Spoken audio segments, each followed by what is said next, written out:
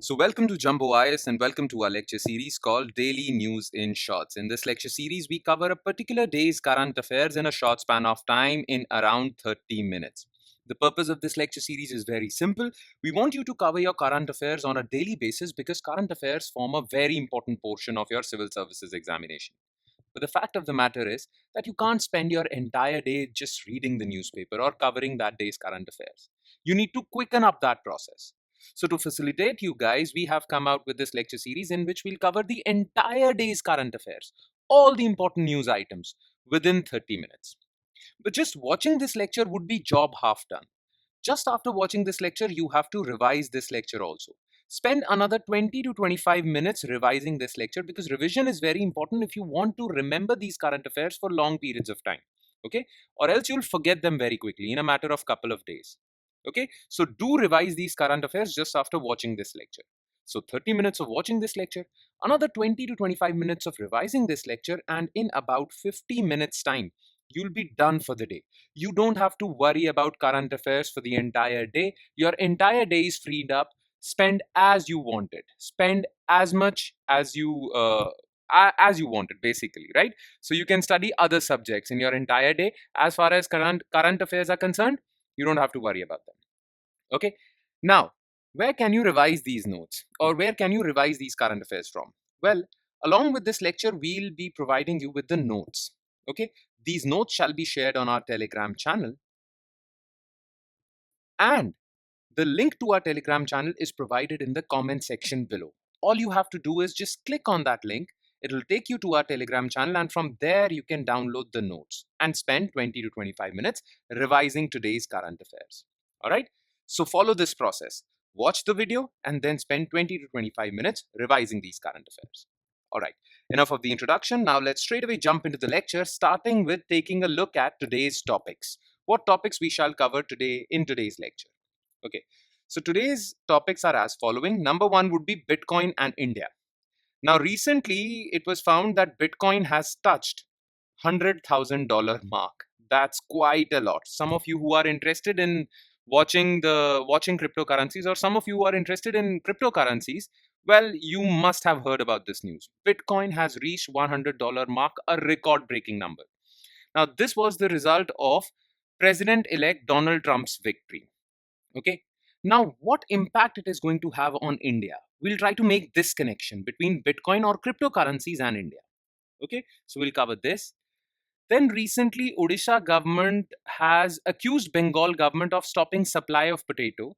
And Bengal government has replied that we have stopped supply because we ourselves are facing shortages of potato, which has led to rise in potato prices all over the country. Okay, so potato prices are on the rise, and this is not the season for high potato prices. So, what are the reasons behind rise in potato prices? We'll talk about this. Then, to replace the 90-year-old act called Aircraft Act, which was enacted in 1934. So it's been 90 years. Government has passed a new bill. Okay, Bhartiya Vayuyan Vidheyak 2024. It has been passed by Lok Sabha, and recently it was passed by Rajya Sabha as well. Now it just awaits President's assent, and then it will become a law. So what is this law? We'll talk about this. Then there was this article in Indian Express which talked about shortage of copper in India. Now, copper is very important because it is used in manufacturing of wires, electrical equipments, equipments. Okay, so copper is very important, but its shortages would really hamper manufacturing growth in India. So, what is this issue all about? We'll talk about this.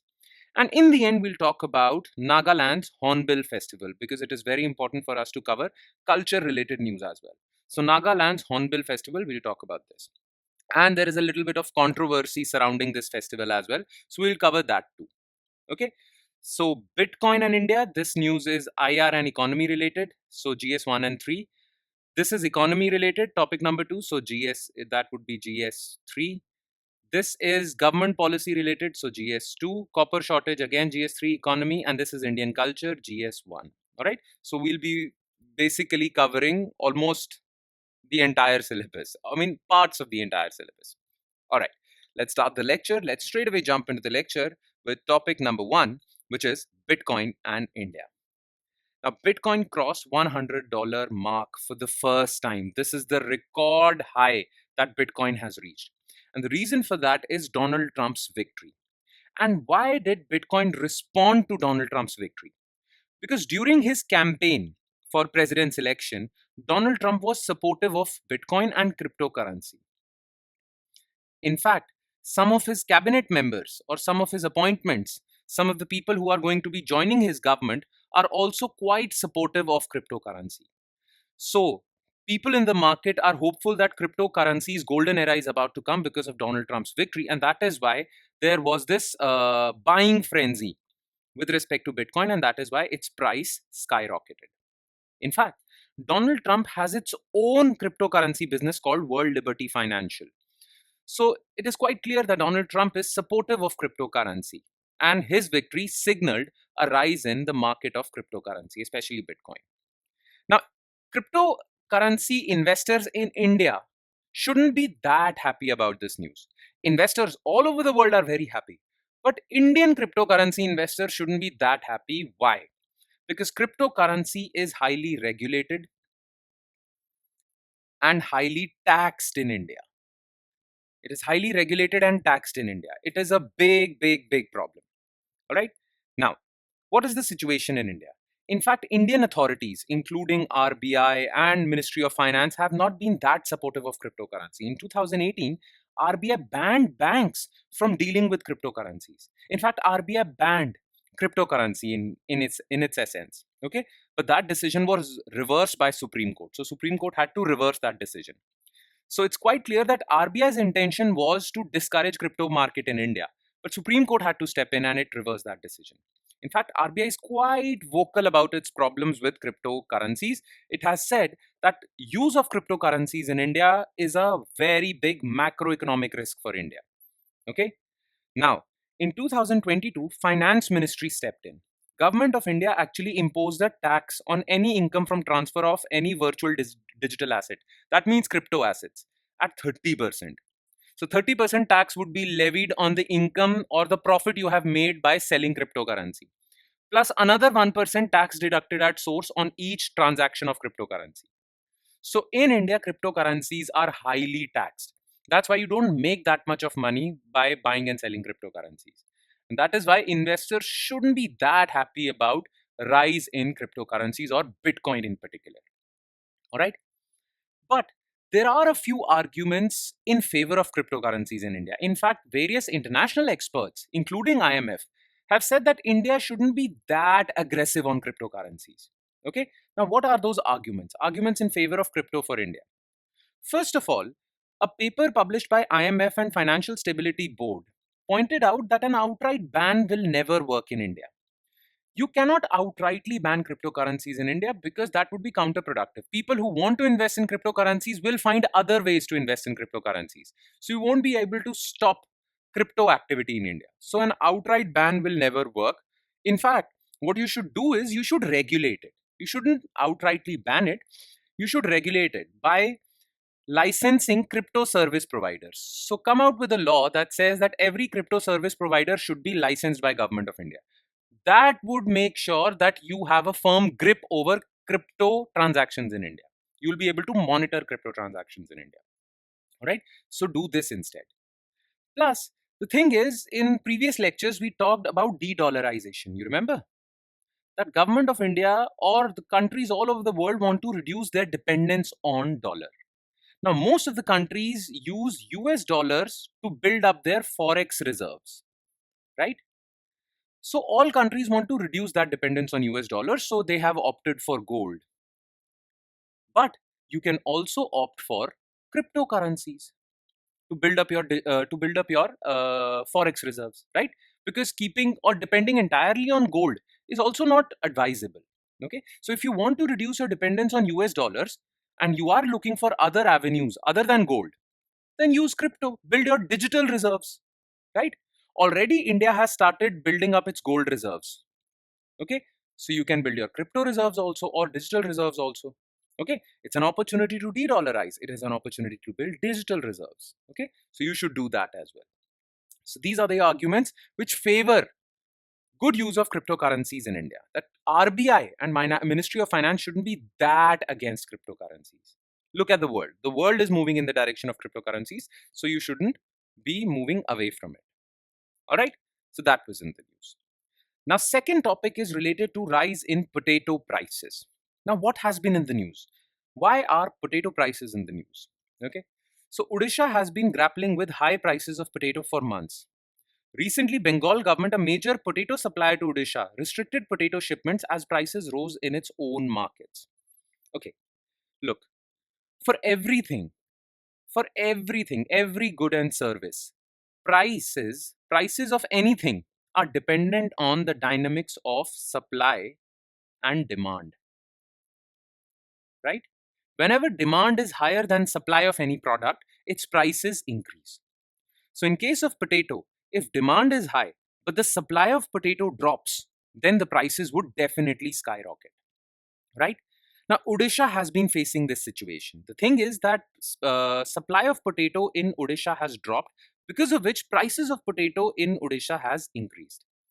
Now, West Bengal is the largest supplier of potato to Odisha, right? But West Bengal has reduced supply of potato to Odisha, and because of that, supply in Odisha has declined, prices have increased. But what is the reason given by West Bengal? West Bengal says that we are ourselves grappling with supply shortages and increased prices. So in our own state, supply is less and prices have skyrocketed. So to sober down the prices or to reduce prices, we are not giving you potato, we are putting potato in our own state so that supply increases and prices decline. Okay. Now, potato prices have been rising in the entire country. It's not just about Odisha or West Bengal, in the entire country. And December is kind of unusual for high potato prices. Okay, potato prices vary seasonally, but generally it's the summers or monsoon season when the potato prices rise, never the winter months or the spring months. Okay, so what are the reasons behind that? Why are potato prices rising so much, even in this unusual time of the year? Okay, first of all, you need to know one more fact. India is the second largest producer of potato in the world after China. So China is the largest producer, India is the second largest producer. And one more thing, potato is basically a winter crop or a temperate climate crop, cold or cool climate crop. It requires 15 to 25 degrees Celsius of temperatures to grow properly. So that is why it is generally grown during Rabi months, which are the winter months. In some parts of the country, it is also grown during Kharif months, summer and monsoon months, but those are colder parts of the country in the hilly areas. All right, but it's a winter crop basically. Make sense? So, potato in India. In India, potatoes are grown during the Rabi, winter spring season, mainly in UP, West Bengal, Bihar, Gujarat, Madhya Pradesh, Punjab, Haryana, Assam, Jharkhand, Chhattisgarh. Okay, UP is the largest producer, followed by West Bengal. In fact, both UP and Bengal amount to 50% of the total potato production in the country. Okay, now potato is mostly grown during Rabi season. All right, but in some parts of the country, it is also grown during summer season or summer monsoon season, Kharif season. Okay, these parts of the country are Uttarakhand, again a hilly area, hill regions of Karnataka, Himachal Pradesh, Nilgiri hills of Tamil Nadu, and western ghats of Maharashtra. So wherever you can find a cool climate, even during summer months, you can grow potato. So that is why during Kharif season, it is grown in these states as well. But by and large, it is a Rabi crop, winter crop. All right. Now, look, potato prices generally see a seasonal variation. Like I mentioned before, they increase or decrease seasonally. Generally, potato prices are quite low during winter months and spring seasons because the availability of potato is high, right? And whenever the supply of potato drops, prices increase. So, high price season is generally summer and monsoon when the supply of potato declines. However, this year, prices have remained elevated since February, and since July, they have been quite high. So, throughout the year in 2024, potato prices have been high. This is quite unusual. Okay. Now, what are the reasons behind this? First of all, this year, potato production dropped. So, when production drops, supply drops, demand is pretty high. We all eat potatoes, so prices increase. Now, the reason for low production was low acreage. Farmers were sowing less potato, less amount of fields were sown with potato. Okay. Now, why did farmers in 2024 decided to sow less of their area or decided to give less of their area to potato? Because in 2023, farmers actually cropped a lot of potato, which increased prices. Oh, sorry, which increased supply. So in 2023, farmers were growing a lot of potato. So supply of potato increased. Supply of potato was so high that it even exceeded demand and prices dropped. Because of the drop in prices, farmers' incomes got impacted. So this year, farmers decided that it's not profitable to grow potato, so therefore we will sow less potato. And now, because farmers have sown less potato, supply dropped, prices increased. Okay, so this is the situation. Okay, potato prices in the year before had been low, which could be the reason why farmers cultivated it on lesser area. All right, make sense? Okay, let's move forward with third news item, which is Bhartiya Vayuyan Vidheyak 2024. Well, it was recently passed by Rajya Sabha. It was earlier passed by Lok Sabha in August 9, so it has been passed by both the houses. It just awaits President's assent, right? As you all know, that how does a bill become a law? Well, it has to be passed by both houses of parliament and then it has to receive the signatures of president and then it becomes law. Now, it's just awaiting president's assent. Now, it seeks to replace the 90-year-old Aircraft Act of 1934, the British era Act, Aircraft Act. Now, the reason for that was that Act had become very old, very archaic. Times have changed. In fact, to keep this act up with the changing times, it had to be amended 21 times. But times are rapidly changing, so you need to amend the old law. So the government decided to scrap away the old law and replace it with a new law, and that is Bhartiya Vayuyan Vidheyak. Okay, what are the major features of this law? Well, it gives central government more powers to make rules to implement certain international conventions. Okay, international civil aviation conventions like Chicago Convention and many others. So central government has been given more powers under this act. Earlier, it was not the case. Then Directorate General of Civil Aviation, Bureau of Civil Aviation Security, Aircraft Accident Investigation Bureau, all three agencies have been given more powers. Plus, it has also empowered central government to issue orders, emergency orders, okay, in public interest, like detaining a aircraft, no fly direction to an aircraft. So, central government's powers have been increased under this law. All right. Now, what was the need for this act? Well, to cater to the changing needs of the society of India, because in 2024 you cannot have a 1934 law, so you have to change that. Plus, this law would also improve India's ease of doing business, so it would promote more activity in the civil aviation sector. All right. Plus, this new law also allows or regulates manufacturing of aircraft, which is again a boost to Atmanirbhar Bharat initiative, that aircraft should be manufactured in India and designed in India. Plus, this law doesn't just cover your aircrafts only, jets only. It covers drones, unmanned aerial vehicles, flying taxis, and other electronic gliders. All right. So this is the case with respect to this Bhartiya Vayuyan Vidheyak. Now let's move on to our fourth news item, which is copper shortage in India. Okay. Now, what was in the news? First, let's talk about that. Then I'll explain what's the argument made in this article. So recently, Ministry of Mines issued a quality control order for copper. Now, copper is used as a raw material in almost everything: electric wires, electrical equipments, electronic equipments, right? Now, Ministry of Mines issued a quality control order, and this order will be applicable from December 1st this year. Now, 80% of India's copper imports are from Japan. Now, this quality control order says that any supplier of copper should be registered with Bureau of Indian Standards. Now, these Japanese suppliers are not registered with Bureau of Indian Standards, right? So they won't be able to supply copper to India, right? That would lead to shortage of raw material copper or copper raw material, right? Because 80% of India's copper imports are from Japan, and none of these Japanese suppliers have been registered with BIS. So they would stop their shipments to India. Copper won't be available in India for some time. There would be shortages of copper, and that would really impact industries that use copper as raw material. Downstream industry means those that use copper as raw material. Okay. In fact, India depends on imports for 30 to 40% of its refined copper needs. So 30 to 40% of copper in India, refined copper, that means refined from the mines. 30 to 40% of refined coppers comes from imports.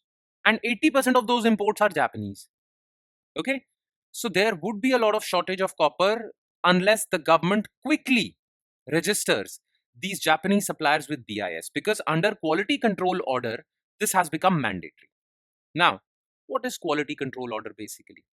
So quality control orders are issued by various ministries and departments. The purpose of issuing them is to ensure availability of quality products to consumers.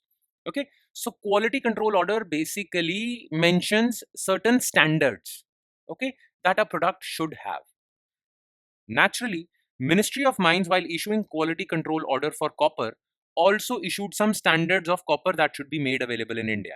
Okay, any copper that doesn't meet these standards would be called low quality copper and would be allowed in India. This is done to promote quality products in India. Now, quality control orders are issued by different ministries, relevant ministries and departments, by powers given to these ministries and departments as per Bureau of Indian Standards Act 2016.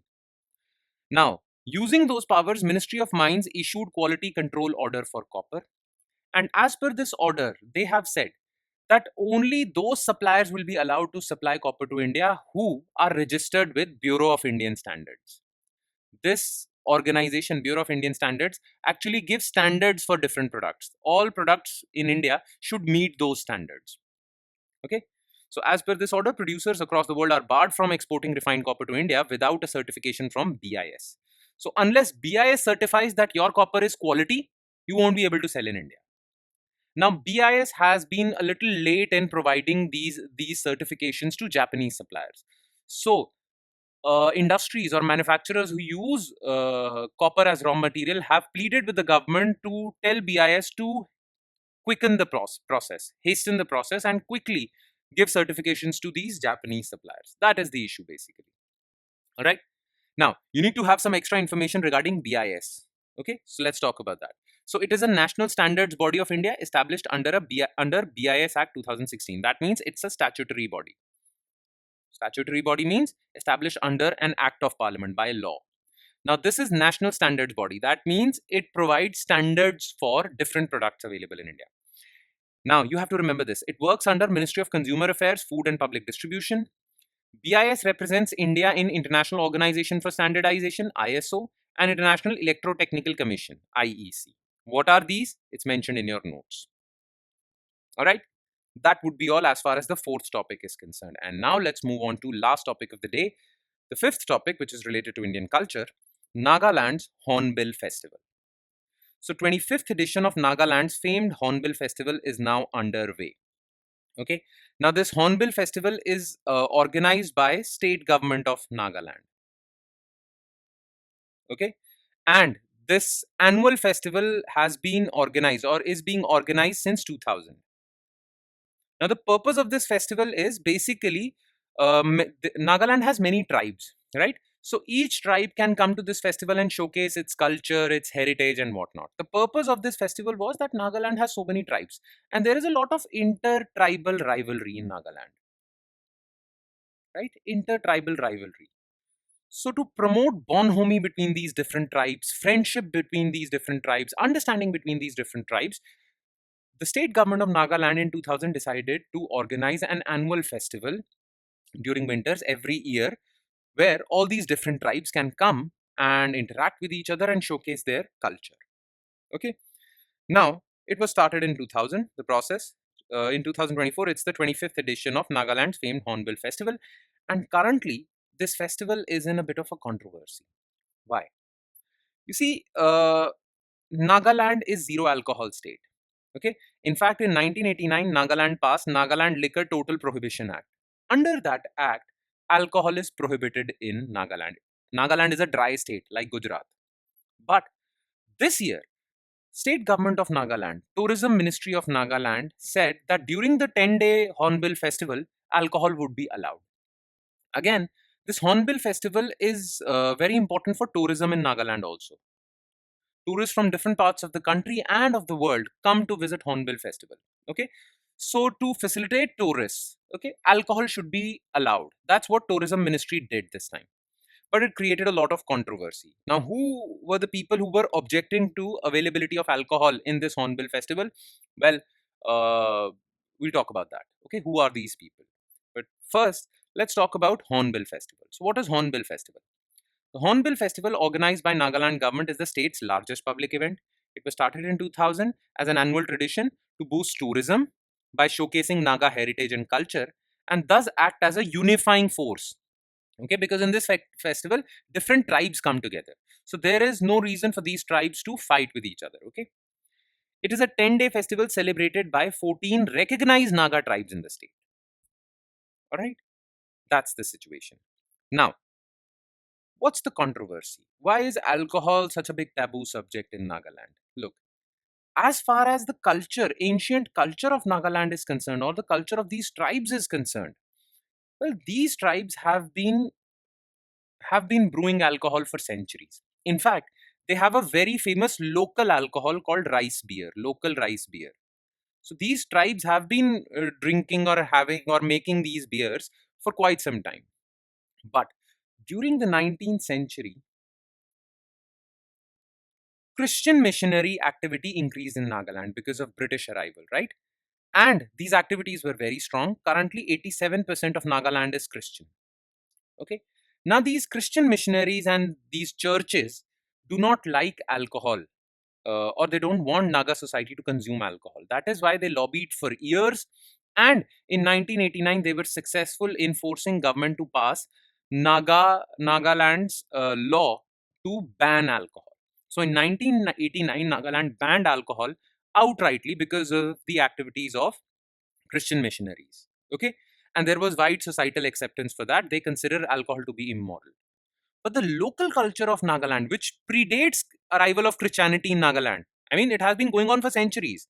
Okay, they were quite receptive towards rice beer. They had their local traditions. They had their, I mean, they were brewing beer for many centuries. But on top of it, they are now Christians also. So there is a struggle between their tribal identity, which is welcoming towards rice beer, and their Christian identity, which considers alcohol to be immoral. Right? Now, it is this tussle that is playing out in this Hornbill festival. Okay? Hornbill festival is all about these tribes showcasing their culture. Now, brewing this local rice beer is part of their culture, but it is against their religious beliefs. So that is why the tourism minister said that this beer or local Indian made alcohol would be allowed to help to facilitate tourists in Hornbill Festival, to attract tourists basically. But it is against their religious beliefs. Now, tourism minister said that it would be allowed only for the Hornbill Festival. For rest of the year, it won't be allowed, just for this festival. But Christian groups are objecting to that too, right? So this is the current situation. This is the only time in the dry state of Nagaland that thutse, a local rice beer, is openly sold and liberally consumed with the consent of the government. Otherwise, alcohol is banned. Okay, so Nagaland has their own local beer, thutse, rice beer. So government only allows consumption of this beer during Hornbill festival only. Okay, but there is a constant tussle between church and the organizers as the struggle to define Naga ethnic identity versus their Christian identity. So their tribal identity is at loggerheads with their Christian identity. This year, tourism minister has allowed permission to use Indian-made foreign liquor within festival venue, the Kisama Heritage Village, along with Thutse local rice beer. Again, this move was to promote tourism in the industry because tourists from all over the country as well as world have come to Nagaland to actually witness this festival. Okay. Now, prohibition in Nagaland. Let's talk about that. Okay, so alcohol got prohibited officially. Okay, these Christian missionaries and churches were working even before 1989. They were working to discourage the use of alcohol in Naga society, but it officially got banned in 1989 through Nagaland Liquor Total Prohibition Act. Now, this move of banning alcohol was backed by church and Naga Mothers Association, its top women's organization. Today, 87% of the state population is Christian, a majority of whom are Baptists, okay, Baptist Christians. Okay, and Baptist Christians actually consider alcohol to be immoral. but their tribal culture promoted alcohol. So there is a bit of a confusion. As Christians, they shouldn't drink alcohol, but as tribals, they should. So that is why, even despite the ban, alcohol consumption and preparation did not die off. All right. So this was the situation. Okay. And with that, we conclude today's session. Thank you so much for watching, everyone. And please do not forget to revise this lecture. It is very important. I'm repeating it again. Only through revision you will be able to remember these current affairs for longer periods of time. Okay, so go to our Telegram channel, download the notes, and spend 20 to 25 minutes more revising this lecture. Plus, if you have any doubts, please post your doubts in the comment section below. I'll be happy to entertain your doubts. All right, then. That's it from my side. I'll be signing off. Thank you so much.